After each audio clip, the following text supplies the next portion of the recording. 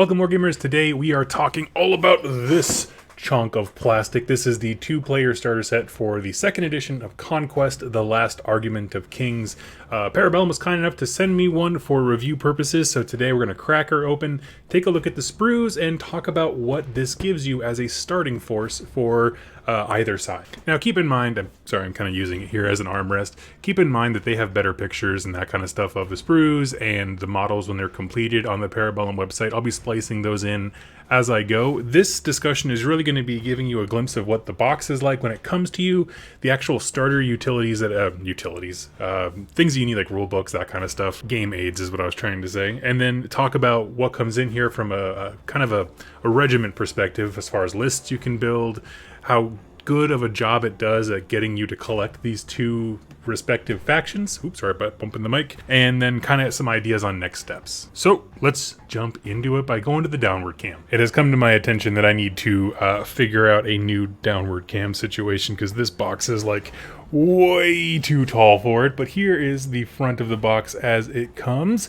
You see we have Nords and city-states. A few things that are different from the last starter set. It does not come with objective markers, or I believe the reference cards for the various secondary missions, which kind of change all the time anyway, so no real loss there. But when you pop this bad boy open, I want to give you this shot here. This thing, okay, left to right, is jammed to the absolute brim with plastic. Okay, I'm just going to start pulling them all out here. So our first level is going to be, it looks like the bulk of a mountain Gnar with, I believe these are the bow chosen with them. Next we have our resin characters. This is a unique sculpt of the Gnar, I believe, for the Nords, as well as one of the new heroes for the city-states. And having gotten that top layer off again, you can see this thing is just stacked with plastic. Y'all, there is so much crap inside this box here. Let me just pop these out, see what these are. We have, oh yes, our cards for all of your various regiments, along with copies in case you wanted to build all the alternate options. So when they give you these things, a lot of times these are multi-kits. So the hoplites can also be built as the Phallic Knights, or whatever they're called. So you have the cards to do, the command cards rather, to do whatever you want to do there. Here we have a bunch of sprues that, generally speaking, belong to our Minotaurs, as long as that hoplites kit. Yep, okay, so that's all them. Here we have, I'm assuming, that second regiment. I'll get the name here in a sec. It looks like a bunch of these are kind of these small add-on things. There's a small add-on for some of the various Minotaur bits. This stack right here is the Huskarls for the Nord half. And in addition to all the models, sorry, I'm just trying to clear off some workspace here, you get two very nicely printed copies of the 2.0 handbook. And I was very excited to get these because, I don't know, I'm a guy who likes having the hard copy of things. I print out the rosters for my armies. I like having it. These are highly sought after because they come in the starter set. But yes, having two full complete ones is really nice. If you've purchased things from like Games Workshop, you know that their two-player starter sets come with one of all the actual materials, so you're like, what? The next thing here is whenever they send out these war bands, and I'm looking to see if there is here's a Nord one. They oftentimes will walk you through how to build lists. Let's get all this stuff out of the way. So for example, the city-states, if you start here, they're basically giving you an idea of some generic war bands that you can build. Right off the bat, they have the one that you can build straight out of the box, which is your Minotaurs and your two mainstay options, depending on if you wanted to go hoplites or Phallic. I don't know how to pronounce that. Anyway, and then they give you some other various options. Now, keep in mind here that a lot of these, they're not quite out yet. Like, for example, the Promethean and Hephaestian, like it's a giant. They're not out yet. They're going to be, but they're right around the corner. So just kind of keep that in mind. And they do the same thing for Nords, which is, here are war bands you can build straight out of the box. This is what you get. And then just different variations on ways to build cool war bands that kind of attach onto it. And for both of these things, what makes them wonderful resources is on the back is a whole slew of QR codes. And they are just truly resource heavy things. Everything from the lore, here's the army builder, here if there's anything wrong, here's join our Discord, our newsletter, like All the information you need to get connected to Bellum and the greater Conquest community is there. Here we have an instruction manual, which, if I'm not mistaken, see bow chosen, Huskarls, there's the Gnar. It should be a pretty easy business, with the exception of this Gnar page, to split this in half and give each half to the various players, because they are separated by Nords in front, city-states in back, along with pictures of all the sprues. So this is wonderful if you're spitting with a friend. You don't have to wonder about which sprues belong to which, if some of them kind of have some crossover. There's just little ones, like they kind of showed here, the little ones with tiny bits at the end that could kind of go either way. It just is a nice little guide for you. One thing I do want to say here, though, is that the older starter set didn't come with all of the standard bearer options. I was able to find at least the Huskar one, and I do believe the city-states come with their own standard bearers built into the sprues. Yep, there's a little standard right there, which is a wonderful thing, because I was always kind of a pain in the butt with the last one. Like I said, that's just it for the unboxing. I'm not going to compete with Bellum when it comes to photography of their models. They have a wonderful job. We're going to be going through some of those options here. I just wanted to show you that in that tight box, it is just loaded to the gills with plastic, enough to build 2 complete warbands for various factions, and they give you resources and kind of pathways to expand. As far as like a starter product, I think it's awesome, because you're not trying to fight over a book or split the rule book, so you can both learn the game independently, stuff like that. And then the fact that they are 2 complete playable lists. I love the little booklets that are like, this is what you have now, here are a few cool ideas that you can expand into that bolt right on. But that said, let's move over to the shared screen. We're going to go through the various entries for this faction. We're just going to build a list based on what you get in the box, meaning their suggested warband list, and kind of talk about how the individual factions play. At this point, I'd like to say, as we move to the web store, I do have a link down below to the web store with my affiliate link in there. If you use that link, it'll save you 10% on all your purchases, including this starter set. And every time you do, it goes a long way to supporting the channel and helping me and just kind of making this game bigger and greater. It's life-changing stuff. My wife, our cats, and me all thank you so much for it. So thank you to everyone who has used it already. And we'll start this little brief discussion with the Nord half. This is the one I know a little bit more of. And as you can see here in the top left, as is, it clocks in at 675, and that is with no upgrades to the Konungir.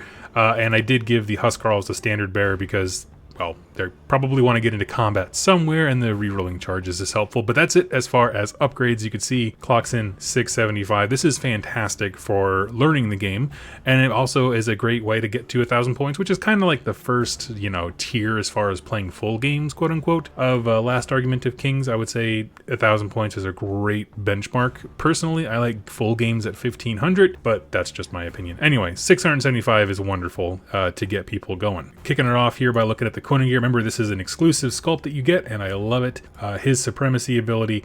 While this character stands on the battlefield, all friendly regiments in this army gain the terrifying +1 special rule if they've performed a charge action until the end of the round. So if you charge, you're terrifying. That is a brutal rule, by the way. Face it a lot with Old Dominion, and it kicks my tail in, at least my Dwegholm. A few army-specific things. Your army cannot contain more than one of these models. This is a change from the last edition, where you needed to have a Jarl to be able to bring a Konungir, but we're past that. He has a movement of 5, volley of 2. It's okay, he doesn't have any weapons to shoot with. Clash of 4, 6 attacks, 5 wounds, 4 resolve, which is wonderful in Nords, defense 2, and evasion 2. Now, I will say at the outset, he is sort of a beefcake when it comes to combat. 6 attacks on 4s. This is before any kind of upgrades. You can give him some wonderful weapons from the artifacts list. His masteries and retinues will kit him out. He's a wonderful hero to throw in with the Huskarls and get mingling really, really quickly. As for the bow chosen, movement of 6, volley 3, which is important. We'll get to that. That's a wonderful volley stat.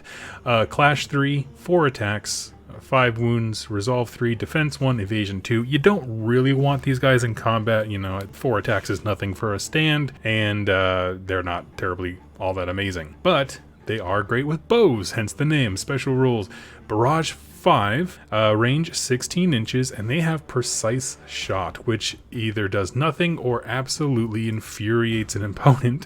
When the special rule performs a volley action, all hit rolls of 1 count the the target's defense as 0 for that attack. So if you roll fire and you get a bunch of 1s, these guys are devastating because there's no defense against them. All you can do is evade. So if you're someone like me, a home player, you don't really have a whole lot of defense in the way of shots against these guys. I won't lie to you, be braced for probably some nerfs to Bow Chosen at some point, but right now they are a fantastic mainstay option for the Koningir, delivering some very valuable, range support to this beefcake wall that you have going up the field. Next up are the Huskarls, and when you think of Nords, a lot of times it's generally like very lightly armored units rushing up the board because they're all about aggression, and the Huskarls are kind of the other hand of that. Like, they're the second punch. They have a lot more tankiness to them. They can hold objectives well. You can make them obscenely difficult to remove, and that's their strength within the army. Movement of 5, volley 1, clash 3, which is great. 4 attacks, 4 wounds, resolve 3, defense 2, and evasion 0. But they are a great template to start building cool rules with officers and stuff like that from. They have shield, so they're functionally defense 3 from the front. Impact 2, the idea is like they're throwing axes and stuff as they charge in, so that's why they have impact. And unstoppable because I gave them the standard bear, which means they can reroll charge rolls. If you're looking for some easy ways to bump that number to roughly or closer to 700, you have their 2 officer options. The Scald gives them +1 resolve, and the Bravery special rule, basically now allowing them to ignore fearsome and terrifying, which is great. And then the Thane gives them Bastion. In addition, helps the character who's attached, but Bastion's the big one because that brings them up to defense 4, and there's ways to kind of make that even harder to do, or get through rather. And lastly is the Mountain Gnar, the monster of the set, coming with movement of 6, volley 1. It's okay, he doesn't throw anything. Clash 3, 12 attacks, 14 wounds, 3 resolve, 3 defense, and 0 evasion. Now, he does look big and mean and tough, and he is, I'm not gonna lie. However, with dedicated fire, and if you leave him defenseless or he gets flanked, this thing will go down. Like, it's 170 points. It's worth less than the Bow Chosen. Kind of keep that in consideration here. If it's focused on and it's left alone, you put it out on it's flanked by its lonesome, it'll get charged and it'll die, but it is a fantastic kind of scenario piece for your opponent to have to work around if you use him well. Now, for special rules, he has Cleave 2 on all 12 of those attacks. That's fantastic. Terrifying 1, which let me just double check here. Yes, so Living Legend on the Koningir gives Terrifying +1, which means that when he charges, the Mountain Gnar is Terrifying 2, because when it's a plus, it kind of modifies what's already there. So what that means is when he does a charge, your opponent not only takes 12 attacks at Cleave 2 and Clash 4, because you've inspired because you charged, you're also doing it at a -2 to their resolve. So that is brutal. If you are starting the game here with Nords and this set in particular, I would probably say, I don't know where I would expand to. I think for this in particular, having the Koningir with the Huskarls, maybe invest in some of his upgrades to make him more fighty or defensive, have him bunker with the Huskarls. Bow Chosen are taking things out at ranged, pin them with the Huskarls, and then the Mountain Gnar can come and hit him in the flank or up from the side or do whatever it needs to do. From here, you can go a lot of different ways with your collection. If you wanted to focus on monsters, I would say get a Blooded as your next warband. That's going to be this hero here. He has access to a whole bunch of all of the weird monsters, the trolls, the ogres, the wolf packs and stuff like that. He can also take the Mountain Gnar if you want to free up the Koningir for something else. Point is, if you want monsters, go Blooded. If you want dudes, meaning like cheap troops are going to run up and just be aggressive melee, running Viking crazy, I would say go for a Jarl. Or if you want something really special, I really love the Volva. It's a warlord that they have access to where she does all kinds of cool magics. Remember in 2.0, you get all the spells for free, meaning any spells they know, you just get them. So you get all these great buffs, and she can take, what are they called? Valkyries, yes, which are kind of an elite type hero. But I don't know, I think they work out really well. Blooded and possibly the Volva. From there, I would say if you want to pick up the 1-player starter set for Nords, like save up for it, that would give you a lot of the troop options that you need. A lot of the, what are they called? I don't know why I can't think of the name. No, not Blade Chosen. You definitely get Huskarls. I don't know why I can't think of the Reavers? Raiders, there we go.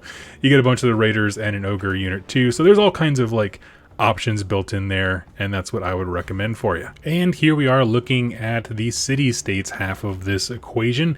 City-states are the newest faction to hit. Not all their options are available, but we've been previewed quite a few and we know they're on the way. So let's talk about what you actually get in this starter set. Now, a few things. One, you're going to see the points difference is 545 for these guys. One thing to note is that you can build you get 2 multi-kits, okay? So there's one kit that can be built as the hoplites and the phalonites. There's also another one that can be built as the 2 different types of minotaurs. So there's 4 options total we're going to talk through, but understand, no matter which version of the infantry you build, you're going to be fine because they're both mainstay. So we'll walk through the options. You can see the points differences if we went with what is only the most expensive options. Nope, wait, that wouldn't work. We would want you, and we would want... There we go. If we went for the most expensive ones, we'd be sitting at 570. So really just pick whatever you like. We're going to go through all 4 of the different things, including the leader, to make it a 5th. So kicking off with the pole march, movement of 5, volley 1, clash of 3, 5 attacks, 4 wounds, 4 resolve, 3 defense, 0 evade. Basically what I expect from a hero on the table as per, what are they, 100 Kingdom standards. He's a dude. And his draw event is Battlefield Orders. At the beginning of this character stand's activation, select one of the special rules. Until the end of the round, the regiment this character stand is currently attached to gains that special rule. Now this means the character card has to activate first, but then he gives them the unit he's attached to, whatever you want. So the first option is enemy regiments performing a volley action against this regiment. Re-roll successful hit rolls of 1 until the end of the round. So this is a perfect way to counter our bow chosen. This, I believe, is meant to kind of fill in the gap, kind of mitigate that point differential quite a bit, which I do think it does since you pay a premium for bow chosen. Now the other one is the regiment and the character stand currently gain unyielding, and your opponent cannot claim an objective that is contested with a stand with this special rule. So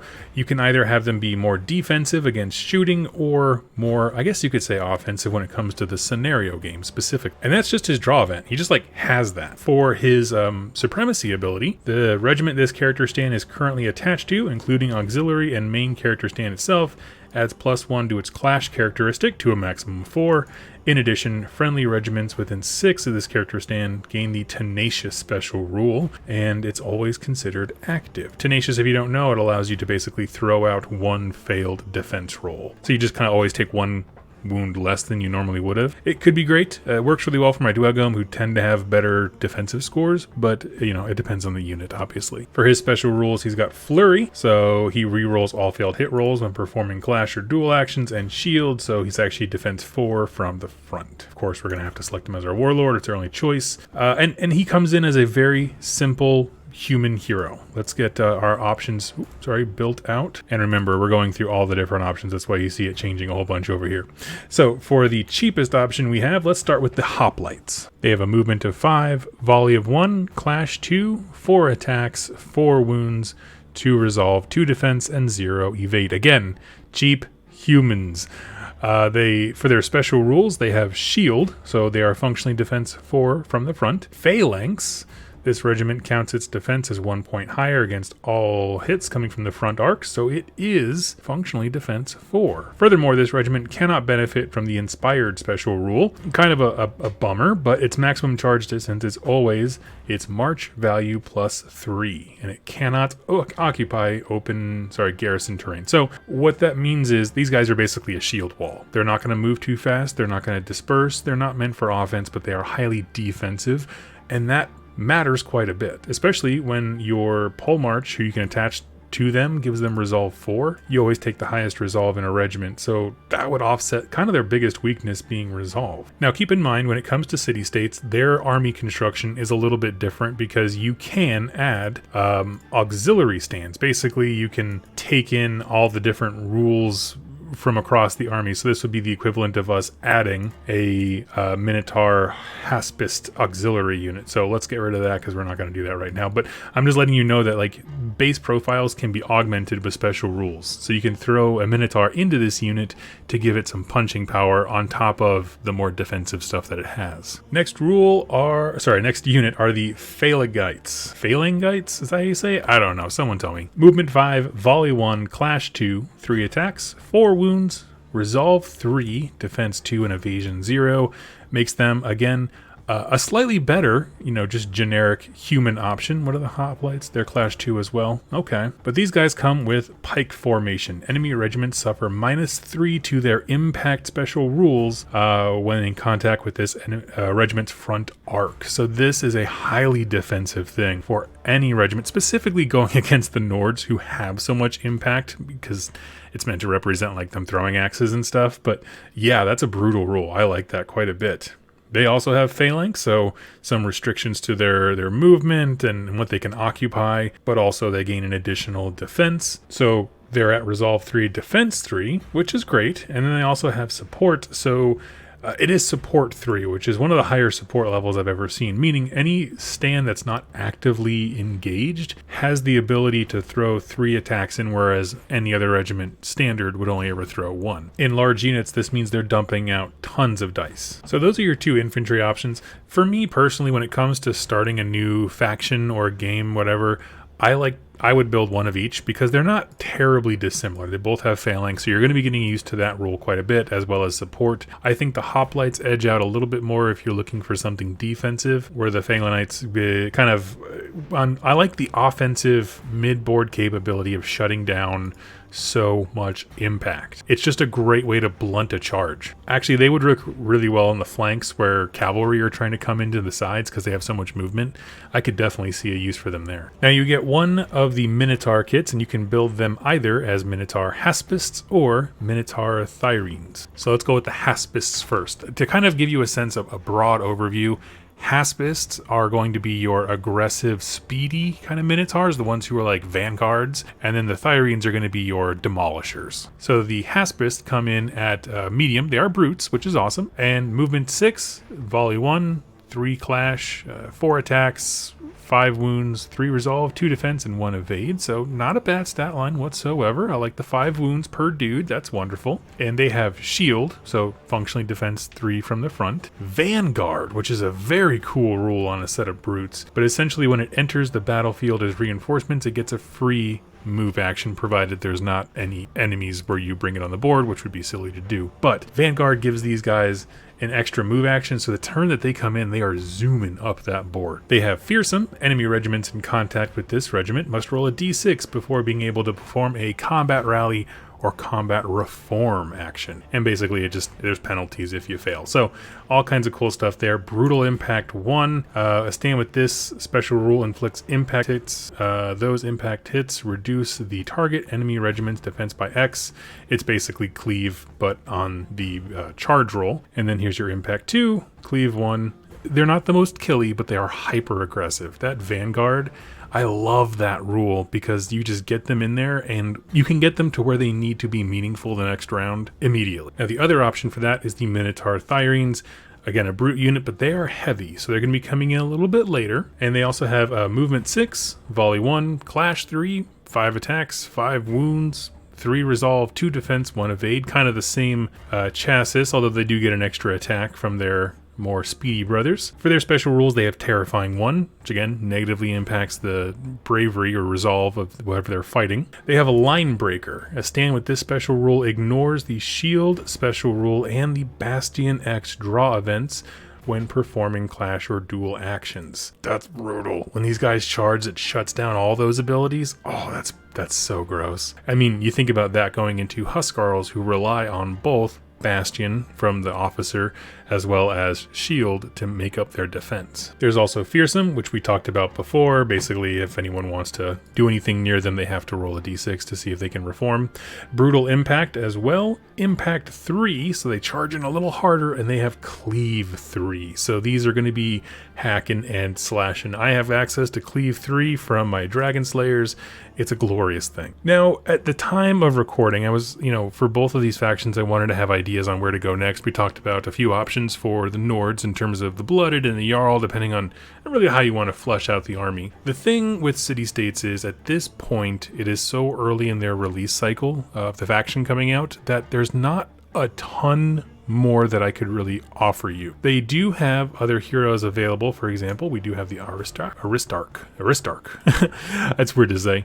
Much like other factions, the hoplites and the phalangites are going to be pretty much ubiquitous across almost all of the heroes, meaning these are never bad choices to get a hold of early as you're building your collection, because they're going to be useful no matter what your hero choice is. And then from there, of course, we do have some things we know are coming. For example, the Minotaur kit, of course, you can buy multiples of those. We also know about the Promethean, and I believe the Hephaestus is the other one. It's the giants. Basically, they made them these huge constructs that are going to be awesome. So there's not a ton to recommend here at this point in the time of recording, but when I do my city-states overview for like their entire army roster, we'll talk more about what they have. So let's end the discussion talking about overall value. Okay, so looking at the current price on right now, it sits at 180 on the store. Remember, throughout all this discussion, you can get 10% off of that by using my code down below. Just throwing that out there. So $90 per person, okay, is essentially what it is. For $90, what do you get to start playing Conquest in comparison to other game starter sets? Well, for both factions, you're roughly 60% of the way towards getting a full list at 1,000 points.